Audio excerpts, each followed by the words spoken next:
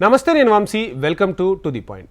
నిండా ముంచిన చైనా పంచనే తాను చేరుతానంటుంది శ్రీలంక. నిన్న మొన్నటి వరకు అప్పుల ఊబిలో కూరుకుపోయిన శ్రీలంకను భారత్ బయటకు తీసుకొచ్చే ప్రయత్నం చేసినా మరలా చైనా వైపే లంక అడుగులు వేస్తోంది. ఒక కీలక ప్రకటన ఆ దేశ ప్రధాని చేశారు.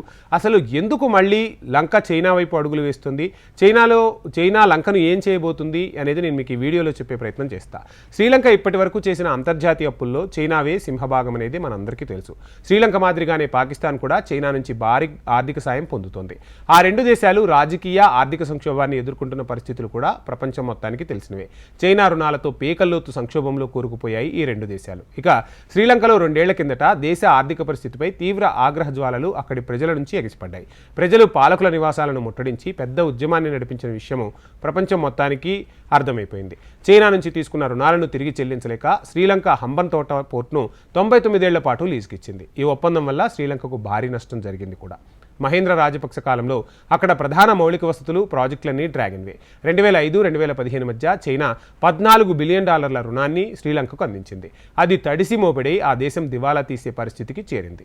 2 ఏళ్ల కిందట శ్రీలంకలో అకస్మాత్తుగా తీవ్రమైన ఆర్థిక గందరగోళం ఏర్పడినప్పుడు ఆర్థిక సాయంతో భారత్ శ్రీలంకను ఆదుకుంది. 2021-22 మధ్య భారత్ చేసినంత సాయం ఏ దేశం కూడా శ్రీలంకకు చేయలేదు. కానీ చేసిన మేలు మర్చిపోయిన శ్రీలంక మళ్లీ చైనాతోనే అంటకాగుతుంది. తమ దేశంలో వ్యూహాత్మక నౌకాశ్రయం, కొలంబో ఎయిర్పోర్ట్ అభివృద్ధికి సహకరిస్తామని చైనా హామీ ఇచ్చినట్టు శ్రీలంక ప్రధాని దినేష్ గుణవర్ధనే బుధవారం ప్రకటించారు. ఇక చైనాలో పర్యటిస్తున్న ఆయన ఆ దేశ ప్రధానితో చర్చల అనంతరం ఈ ప్రకటన చేయడం గమనార్హం. తమకు చైనా అతిపెద్ద ద్వైపాక్షిక రుణదాత అని, $2.9 బిలియన్ IMF ఆర్థిక సహాయం నిర్వహణలో కీలక షరతు అయిన శ్రీలంక బాహ్య రుణాల పునర్నిర్మాణానికి సహాయపడుతుందని కూడా తెలిపారు.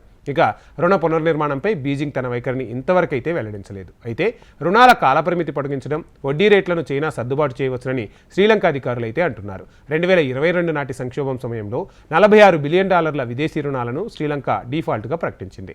నెలల తరబడి జరిగిన నిరసనల కారణంగా అప్పటి అధ్యక్షుడు గొటబయ రాజపక్స పదవి నుంచి తప్పుకున్నారు. సో మొత్తంగా శ్రీలంక మరలోసారి చైనా చేతికైతే చిక్కింది. ఈసారి శ్రీలంకను ఎవరూ కాపాడలేరు. భారత్ కూడా స్నేహహస్తం అందించే వరకు అందించింది.